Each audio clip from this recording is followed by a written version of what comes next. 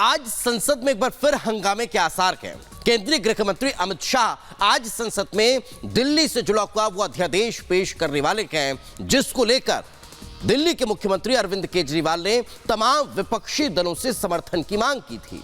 अब आज फिर इस बिल के पेश होने के बाद हंगामे के आसार जो हैं नजर आ रहे हैं। देखिए रिपोर्ट।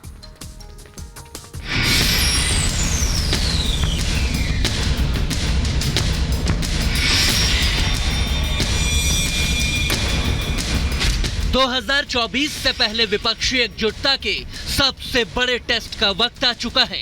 जिस अध्यादेश ने केजरीवाल को उन पार्टियों के साथ मिलने को मजबूर कर दिया जिनको कभी वो पानी पी पी कर कोसते थे, अब उसी अध्यादेश के संसद में पेशी की बारी है।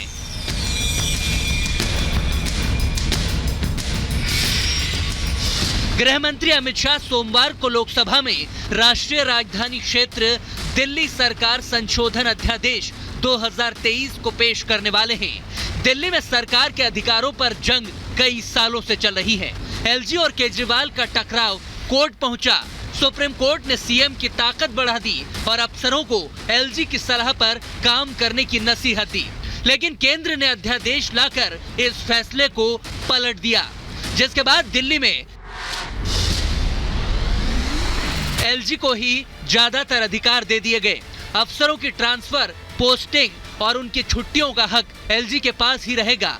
इसके लिए केंद्र ने एक अथॉरिटी बनाने का ऐलान किया है, जिसमें मुख्यमंत्री, मुख्य सचिव और प्रधान गृह सचिव शामिल होंगे।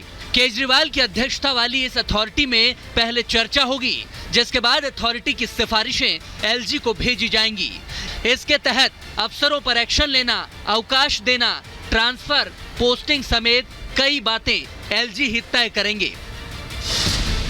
हालांकि सार्वजनिक व्यवस्था, पुलिस और भूमि को सीएम की अध्यक्षता वाले सिविल सेवा प्राधिकरण के दायरे से बाहर रखा गया है। दिल्ली अध्यादेश केंद्र सरकार को यह ताकत देता है कि वो केंद्र शासित प्रदेश दिल्ली में कई प्रशासनिक कार्यों की जिम्मेदारी उपराज्यपाल की होगी, न कि दिल्ली के मुख्यमंत्री की। ऐसे में केजरीवाल का दावा था कि ये चुनी हुई सरकारों के अधिकारों पर हमला है। एक तरह से सुप्रीम कोर्ट ने जजमेंट दिया, क्लियर जजमेंट दिया कि दिल्ली की चुनी हुई सरकार को पूरा अधिकार है दिल्ली चलाने का, 3 सब्जेक्ट्स छोड़ के, police, law and order and land, बाकी सारे सब्जेक्ट्स हमारे पास हैं। उस जजमेंट को एक हफ्ते के अंदर ये अध्यादेश लाके अगर ये टर्न डाउन कर देते हैं तो ये आम आदमी पार्टी तो बहुत छोटी सी पार्टी है, हम तो बहुत छोटे लोग हैं। ये तो सीधे सीधे केंद्र सरकार सुप्रीम कोर्ट को चुनौती दे रही है, सुप्रीम कोर्ट को चैलेंज कर रही है कि तुम जो मर्जी ऑर्डर कर लो, तुम्हारे सारे ऑर्डर हम 2 मिनट के अंदर ऑर्डिनेंस लाके, बिल लाके सब खत्म कर देंगे। संसद में किसके पास कितना दम है, नंबर गेम क्या कहता है, ये सब आपको बताएंगे। उससे पहले आपको याद दिला दें कि यह अध्यादेश आखिर होता क्या है और क्यों लाया जाता है। दरअसल जब संसद या विधानसभा का सत्र नहीं चल रहा हो तो केंद्र और राज्य सरकार तात्कालिक जरूरतों के आधार पर राष्ट्रपति या फिर राज्यपाल की अनुमति से अध्यादेश जारी कर सकती हैं। इसमें संसद और विधानसभा द्वारा पारित कानून जैसी ही शक्तियां होती हैं। अध्यादेश को 6 महीने के अंदर संसद या फिर राज्य की विधानसभा के अगले सत्र में पेश करना जरूरी होता है, और अब संसद के मानसून सत्र में यही होगा जब दिल्ली के अध्यादेश का विधेयक अमित शाह पेश करेंगे। कोई भी ऑर्डिनेंस आता है तो विद इन 6 मंथ पार्लियामेंट में वो पास कराना पड़ता है। तो अब उसको अध्यादेश को अगर कैबिनेट से पास हुआ है तो 6 महीने के अंदर पार्लियामेंट में तो डिस्कस होकर पास होगा ही होगा। वो अमित शाह जी के ऊपर नहीं है, वो कॉन्स्टिट्यूशन से बाउंडेड है, वो लाना ही पड़ेगा उसके अंदर उसके लिए, वरना फिर स्पेशल लोकसभा बुलानी पड़ेगी। एक अध्यादेश को लेकर कई महीनों से सियासी जंग चल रही है। यह अध्यादेश न सिर्फ दिल्ली में केजरीवाल और एलजी की लड़ाई का है, बल्कि मोदी बनाम विरोधियों की भी नाक का सवाल बन चुका है, क्योंकि इस अध्यादेश को रोकने के लिए केजरीवाल ने अपना पूरा जोर लगा दिया है। इसके लिए उन्होंने विपक्षी दलों को एकजुट करने में लगातार कोशिशें की है। देश भर में उन्होंने बड़े नेताओं से मुलाकातें की। नीतीश, ममता, पवार और उद्धव ठाकरे समेत केसीआर, समाजवादी पार्टी के अखिलेश यादव और कांग्रेस से भी समर्थन मांगा था। राहुल गांधी और खड़गे से मिलने के लिए केजरीवाल ने वक्त मांगा, मगर उन्हें उस वक्त नहीं मिला, जिसके बाद केजरीवाल की पार्टी ने विपक्षी एकता को झटका देते हुए यह ऐलान कर दिया कि कांग्रेस के साथ किसी भी गठबंधन में शामिल नहीं होंगे।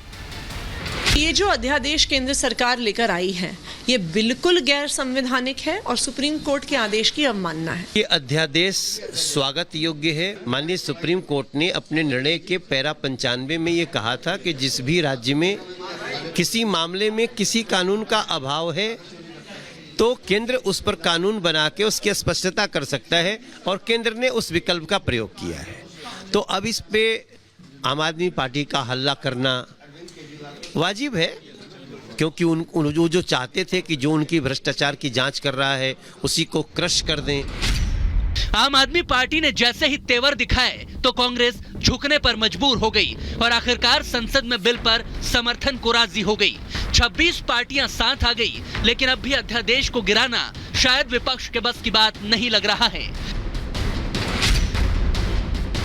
क्योंकि अगर संसद की बात करें तो लोकसभा में एनडीए के अभी कुल 329 से ज्यादा सांसद हैं, वहीं विपक्षी गठबंधन इंडिया के सिर्फ 142 लोकसभा सांसद हैं। उधर राज्यसभा की बात करें तो एनडीए के पास 111 से ज्यादा सांसदों का समर्थन है, वहीं 9 सांसदों वाली पार्टी वाईएसआरसीपी ने भी एनडीए के समर्थन का ऐलान कर दिया है, जबकि इंडिया के महज राज्यसभा में 98 सांसद हैं।